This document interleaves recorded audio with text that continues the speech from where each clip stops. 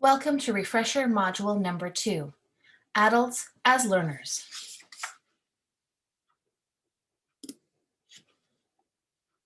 This refresher module will address some of the assumptions and views held about adult learners that come to our literacy programs. Listening to learner stories, reflecting on past learning, and gaining awareness of the barriers that adult learners face will help in discovering critical elements of a good learning experience. Learning is a journey. We learn from each other, including those we tutor. We are all learners.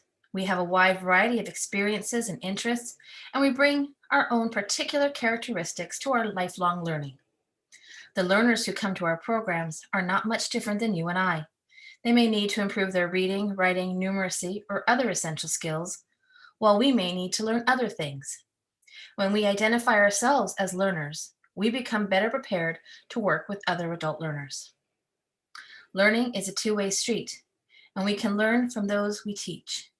This unit will help tutors to understand adult characteristics, determine what helps learning to happen, and become active learners as they experience being a learner. We will also look at some of the barriers adults face to learning. What do we know about adult learners? Adult learners want to be respected for their knowledge and experience. They have their own goals and values. They choose to attend our programs voluntarily. They have a wealth of experience. They want to learn what's relevant in their lives. They have other commitments that demand their time. They all hope that they will be successful. Those who don't have strong reading and writing skills have developed other skills and strategies to cope, such as visualization and memorization. Use these skills as strengths to build on. How can we better understand our adult learners? Changing needs. The needs of the adult learner will change over time. The goals identified by the learner at the beginning may become more realistic, evolve as learning takes place, or change with their life circumstances. For example, wanting to read with their children may become secondary to learning to read messages from the school, or to write messages to the teacher if a child is sick or having problems at school. Confidence. Adults often come into learning situations with fear and apprehension, following a long history of failures. It takes a great deal of courage to admit their needs and ask for assistance. Once in a program, some may exhibit negative attitudes because of their past failures. Competence. Each adult learner has unique talents and has succeeded in some area of life: church, neighborhood, family, job, hobbies, sports, or as part of a network of friends. They are mature people who deserve to be treated as such. Energy. Adults sometimes are tired when they attend classes as a result of their other responsibilities. They may be working full-time, looking after a family, and attending classes. Goal orientation. Adult learners usually have definite goals when starting an educational program. These goals may include self-improvement, getting a driver's license, reading to their children, improving job skills, getting a job or a promotion, and getting a high school diploma or equivalency. Learning styles. Different people have different styles of learning. Some will learn best if they can see or feel what is to be learned, while others may have to hear it to know it. Most adult learners know how they learn best if you help them to think about it. Life experience.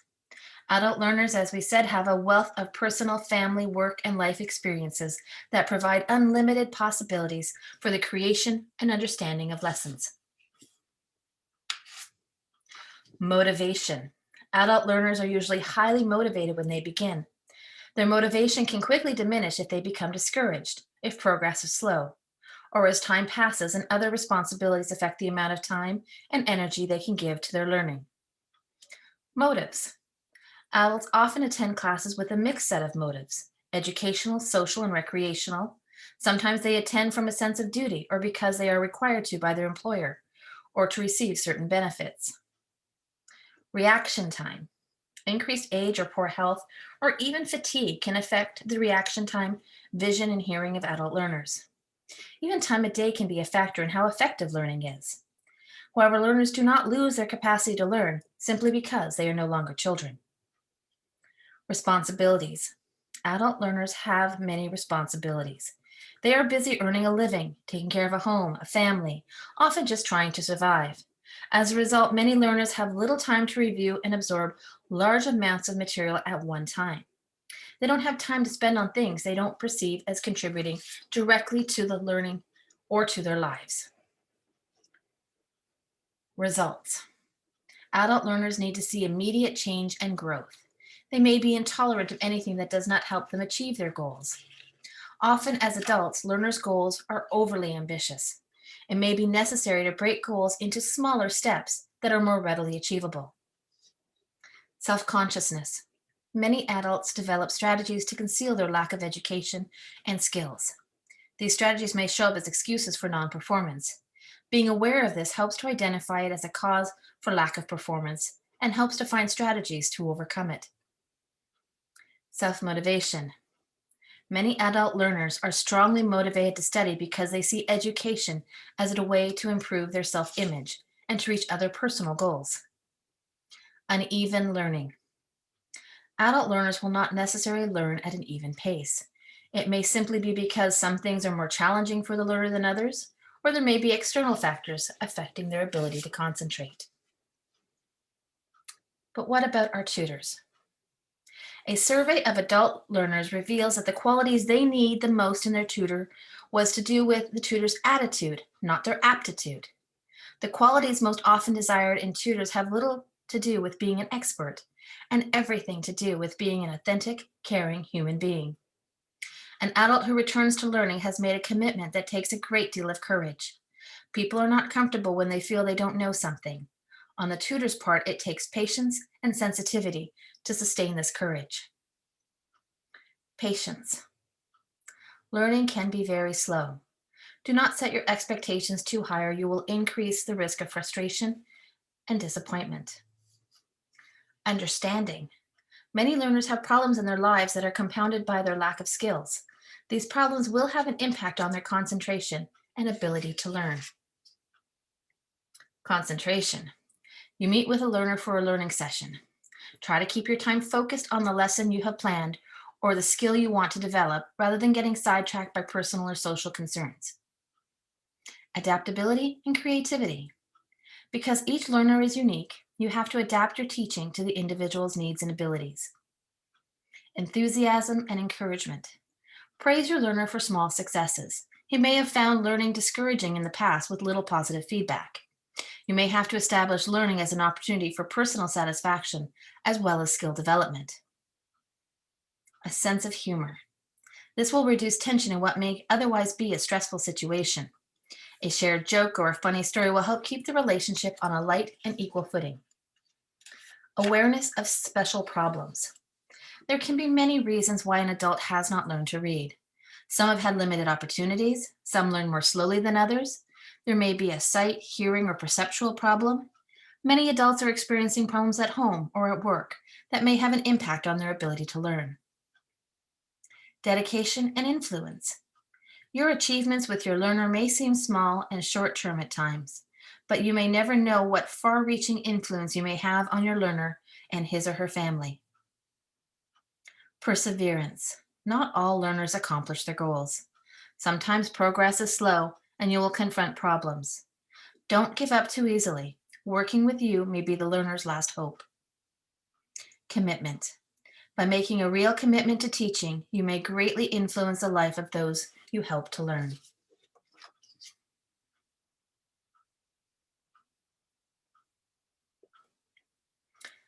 Pedagogy versus andragogy.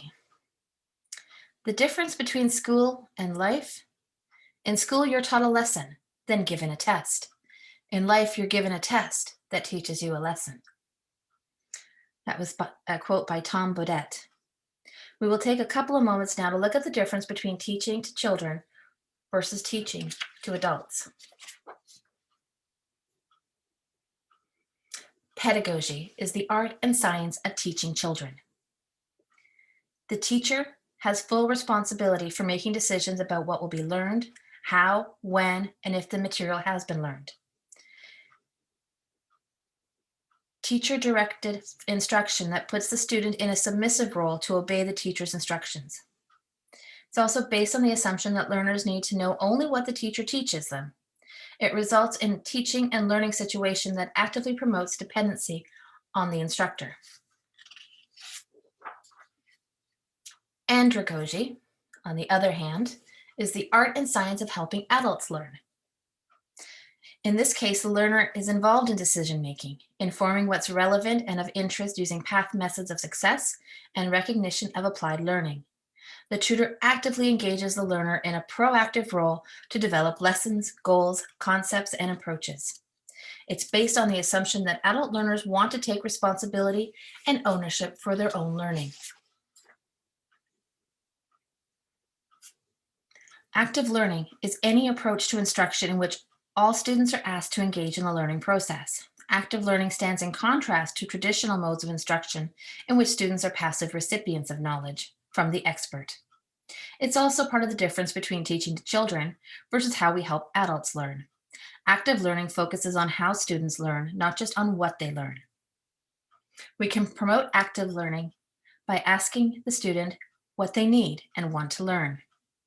Ask, is this a new idea? Does it fit in with what you already know?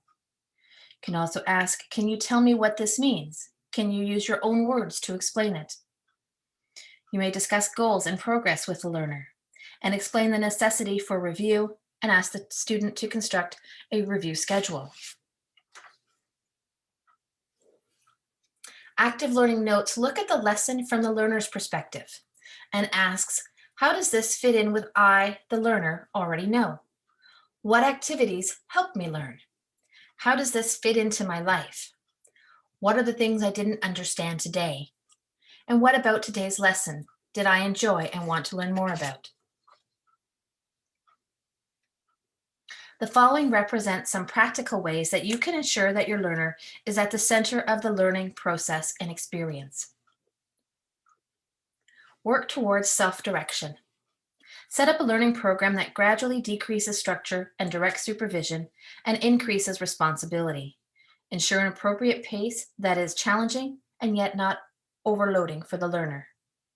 Encourage questions and exploration of concepts. Lead the student toward inquiry before supplying them with too many facts. Provide regular constructive and specific feedback, both positive and negative.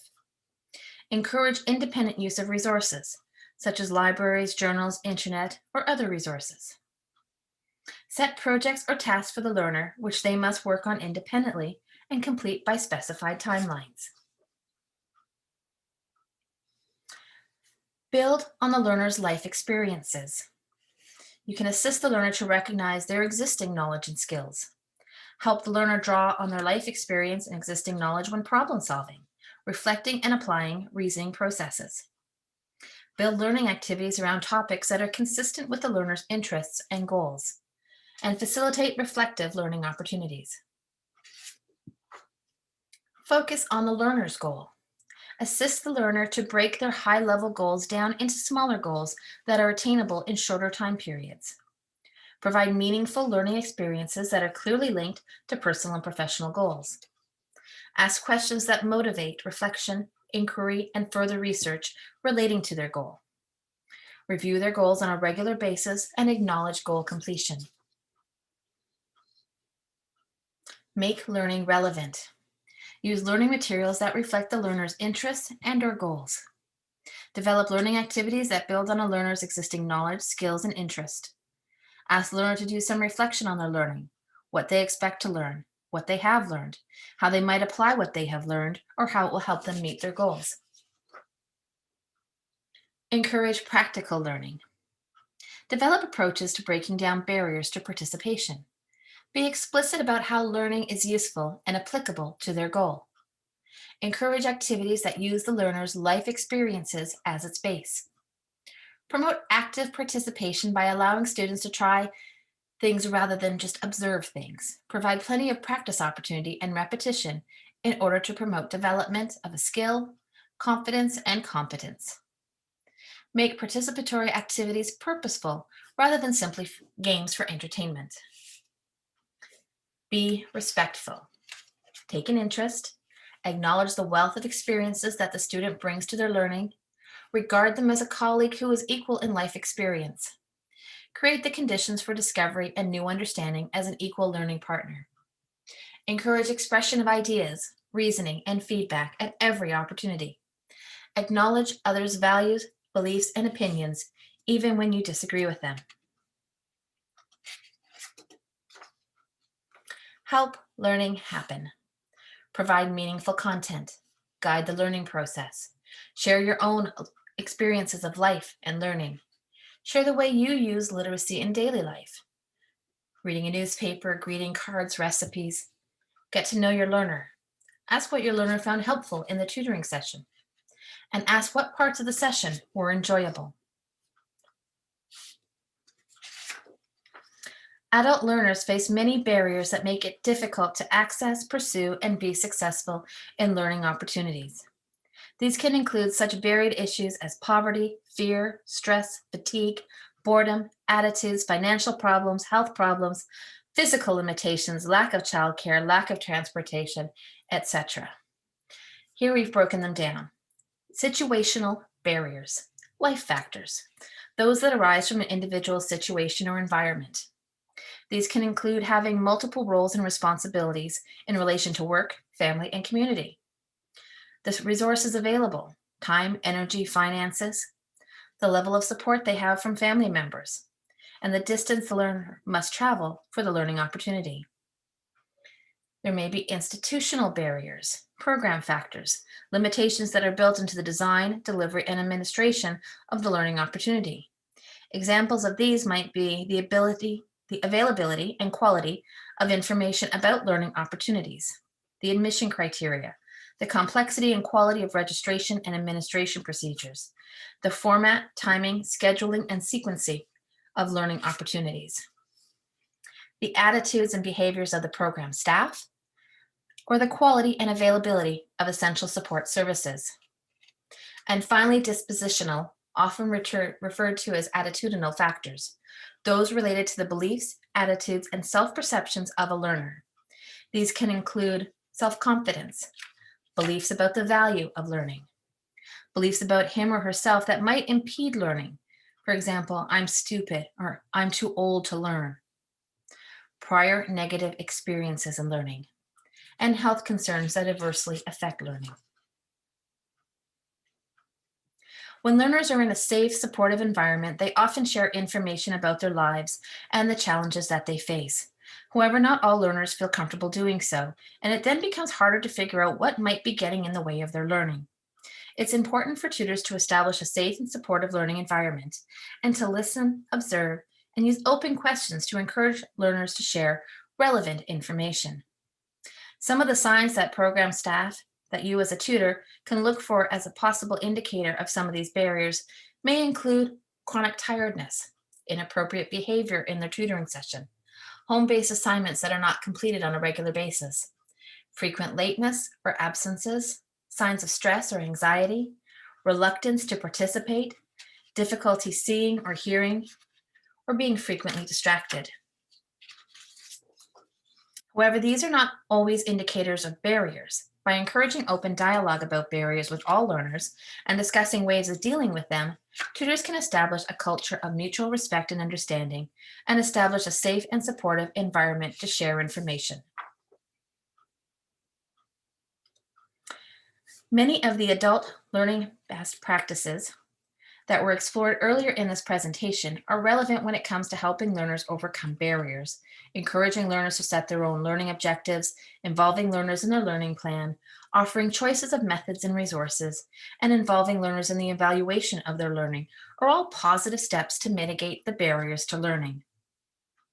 We can also view learners holistically.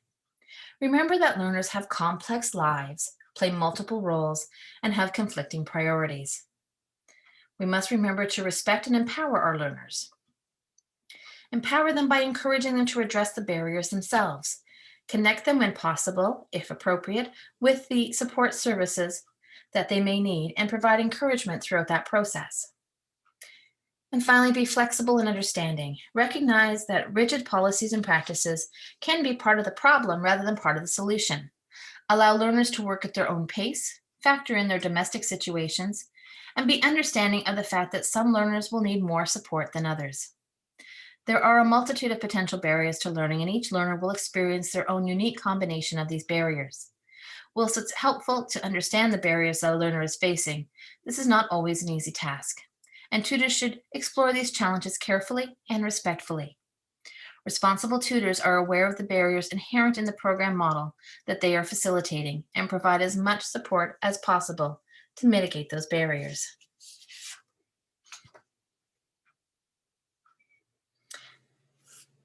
This concludes Refresher Module number 2. In this module, you've been introduced to the principles of andragogy and adult learning theory, and some practical strategies to facilitate effective learning experiences, and the barriers learners may face.